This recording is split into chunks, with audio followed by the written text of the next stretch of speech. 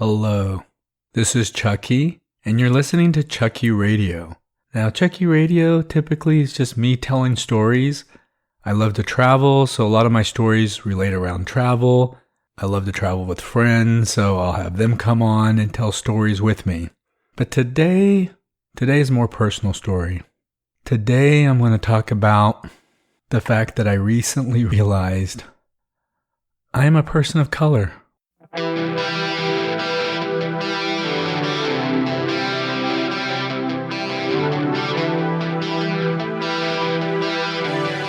Welcome to Chucky Radio.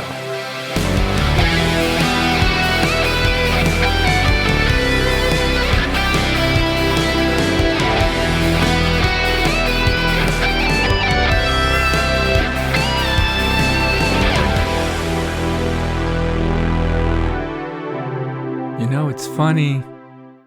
Sometimes you just don't realize things. I mean, essentially, and I know this isn't a PC term, but I was essentially colorblind of my own color. And, you know, that term got really criticized because I remember during the last presidential race, Howard Schultz, the founder of Starbucks, had said something about being colorblind, like he thought that was a good thing. And the reality is, yeah, colorblind's not a good thing. I mean, we need to see color. We need to embrace the different cultures. We need to see the heritage of the people of color in this country. And so this all kind of came up for me not too long ago. I was actually having a discussion with an executive producer for documentary films. And this EP, we call them, essentially was talking about like how we need to have a couple elements in order to be able to sell our documentary.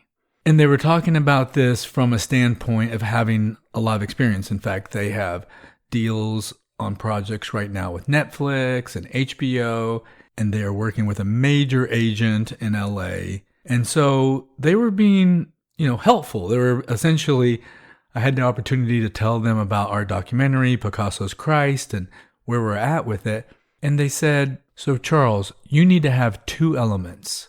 And these two individuals have to be above the line. So above the line meaning producer level, management level in the film. And those two elements are, you need to have a woman and you need to have a person of color. And so immediately I thought, okay, we have a woman. One of our producers, Amy Soto, obviously she's a woman. In fact, I think she even has some origins, I want to say Hispanic.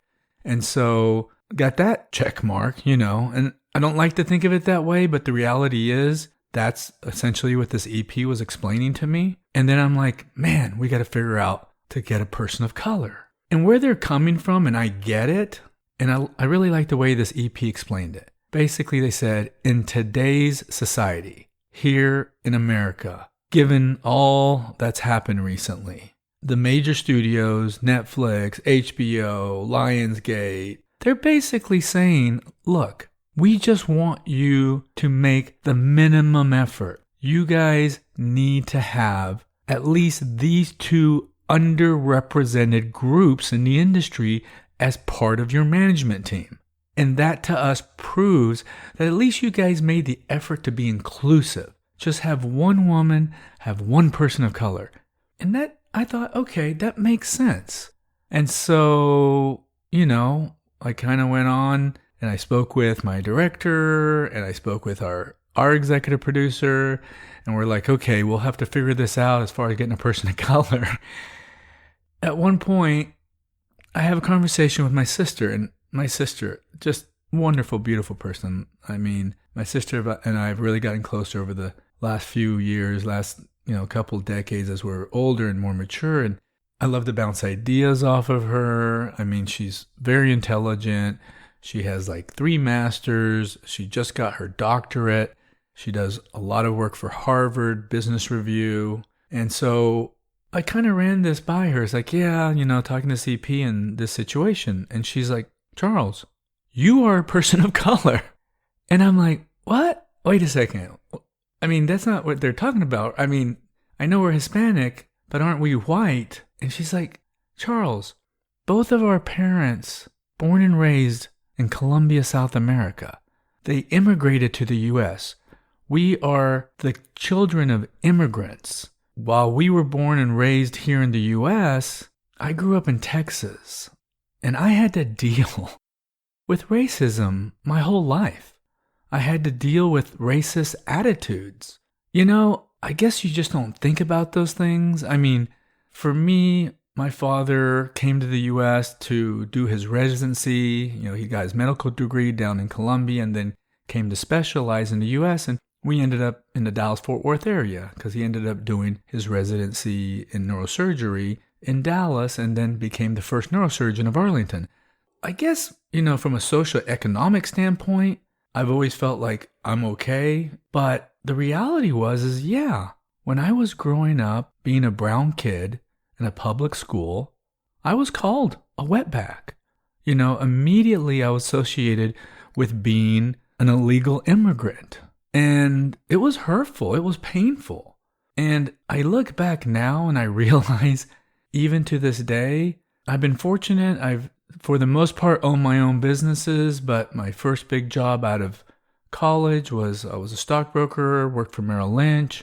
Then after that, I had my own businesses for a while. And then I ended up, most recently in the last 15 years, I have spent some time working with some different manufacturers that do security products, commercial security products. And so I look back and I'm like, thinking back, I'm like, oh man, everybody I've ever worked for was a white male. Every boss I've had was a typical white male. And their bosses were white males and all the way up the chain. And what's interesting is I kind of put this in perspective. I realize, I'm a minority. I don't have the power that a white male in the U.S. has. And I've never had a big issue with it because I've always kind of been able to earn respect with most people. And so I just haven't thought about it. But the reality is I have dealt with it my whole life. And I've recently had to deal with it with my day job right now. But one of the real indications that I don't really talk about with my friends, and most of them know I did this, but I don't think they really understand the motivation behind doing this, is I was actually born Carlos Acosta. So my birth certificate is Carlos Acosta. Actually, I'm the third. My father was Carlos, my grandfather was Carlos. And at one point, and this actually I know exactly what was a tipping point, because I've always kind of thought like, hey, I was born in the U.S., raised here, and I just never felt Latino. I always had total American, normal, white friends. I mean, I say normal. That's stupid. I mean, I had, my friends were white, I mean, I remember my best friend from elementary school, my friends in high school. I don't think I ever even had a Latino friend growing up, and this is Arlington, Texas. This is, I mean, forgive me, Arlington, but you guys, I'm sorry. You're the armpit of the Metroplex.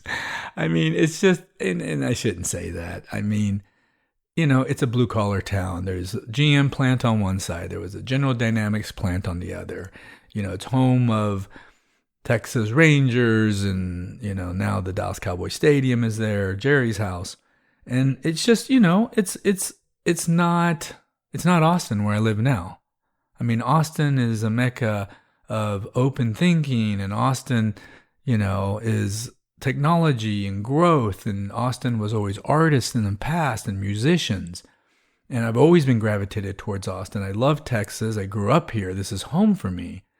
And I did end up going to college out in California, which, I don't know, it wasn't a lot different being in Southern California, to be honest. Only thing different for me in Southern California is it wasn't home. It was different. It was not where my roots were, not where my network was. And so, after I finished college, I ended up coming back to Texas.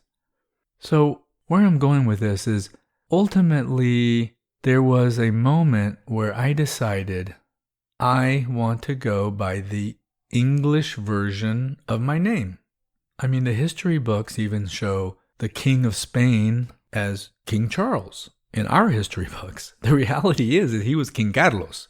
in Spain. So to me, Charles was just the literal English translation of Carlos, and it made sense. Like I kind of made that decision. It's like, that makes sense to me. And I thought about it and didn't really do it for a little while. And then an incident happened that was like, now I realize I do need to make this change. And what had happened is when I first moved to California, my dad and I kind of decided, hey, you're on your own. I hadn't finished college yet. It's like, hey, you made a decision to move out there. You kind of wasted time in school here in Texas. And I'm like, I was fine with it. And I get out to California and, figure out I got to bust my ass to save some money to go back to school because I was determined to finish school. And I had gotten 3 jobs. I was working in restaurants at night.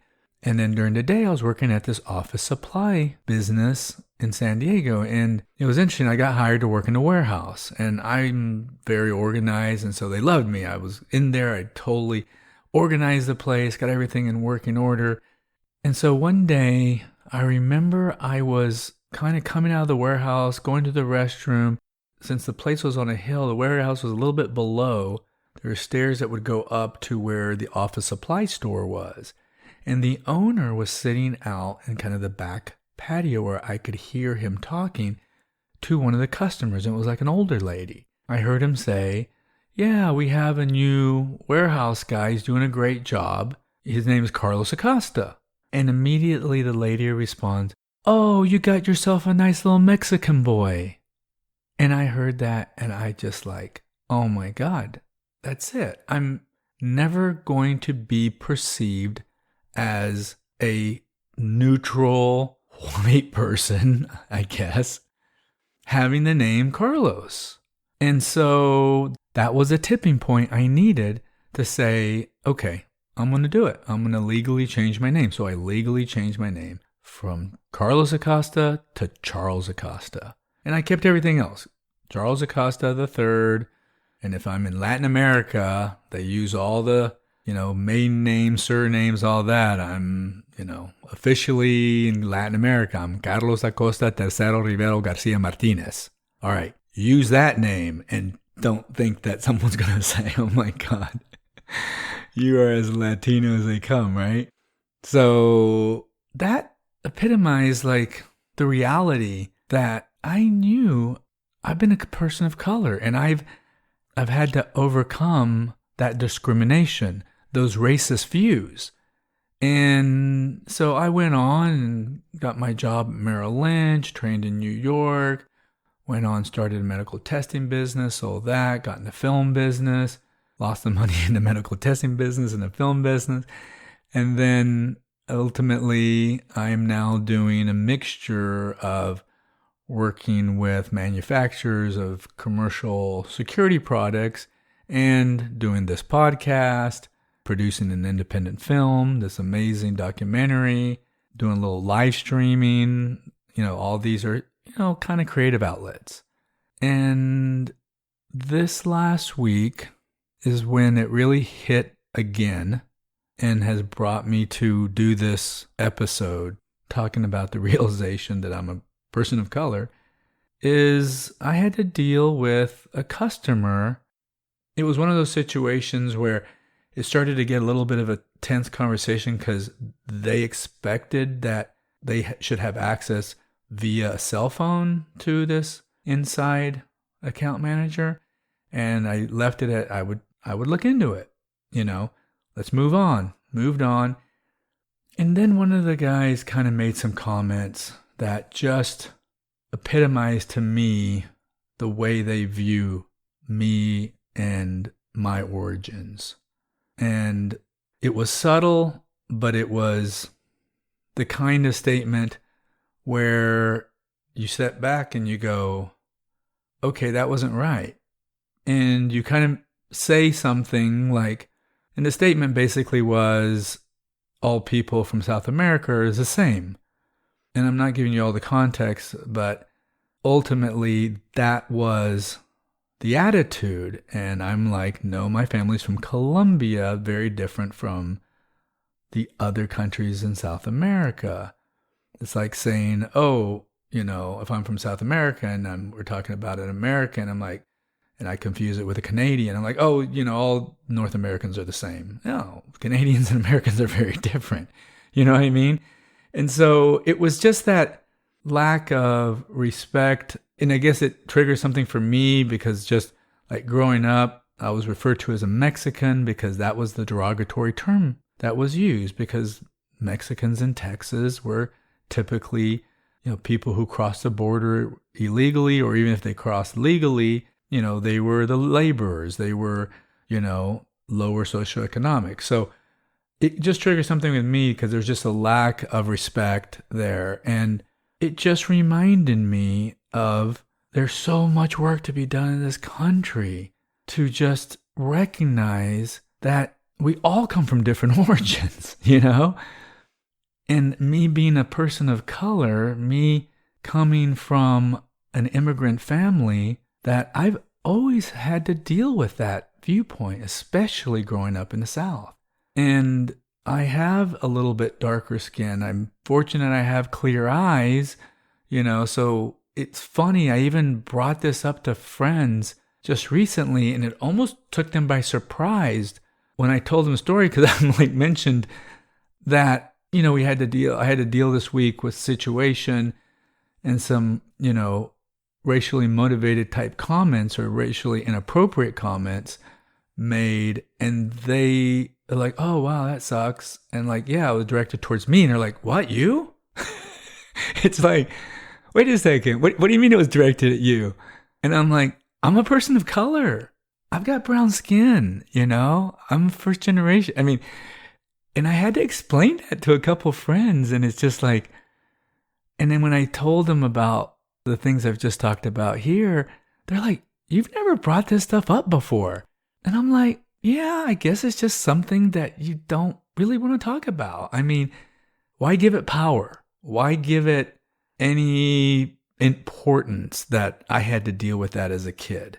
If I keep that in the forefront of my mind, I'm just giving it power. So I have moved beyond it, but when things come up like what came up last week, and when a conversation comes up like it did a little over a month ago with this EP, it brings it to surface and it brings it to light, and you kind of realize like, holy cow, I am a person of color.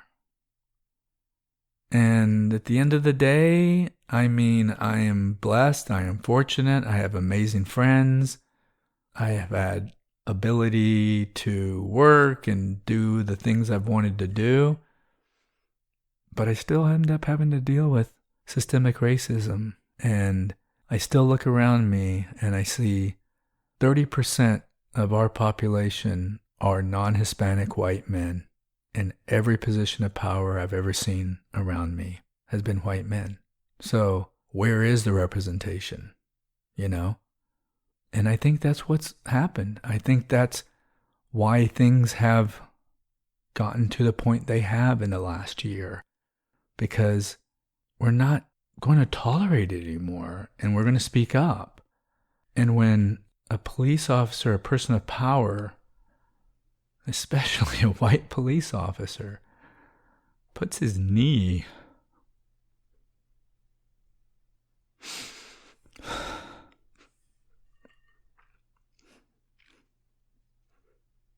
on someone's neck that's pleading for their life for over 8 minutes and causes him to die, there just should be no tolerance for that.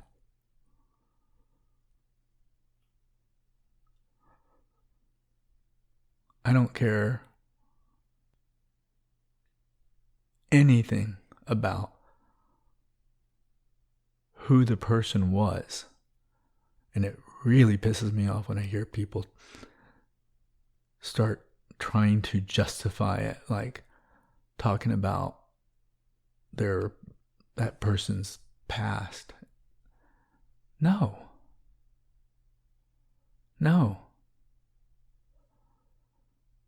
People of power do not have the right to execute other people because They want to. And that was a tipping point this last year, obviously. And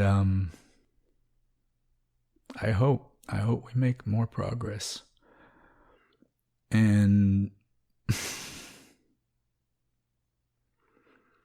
when I filed the complaint about this situation with my customer, my sister was like, "I'm proud of you."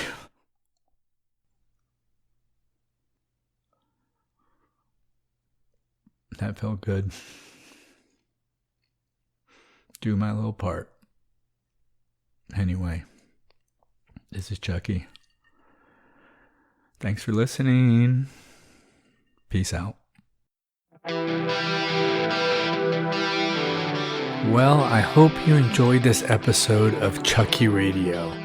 If you enjoyed this episode and are listening to it on one of the major podcast services, I'd really appreciate it if you went and rated this podcast. Chucky Radio Podcast is available on most major podcast services, from Apple Podcasts to Google Podcasts, Spotify, Pandora, Stitcher, and many others.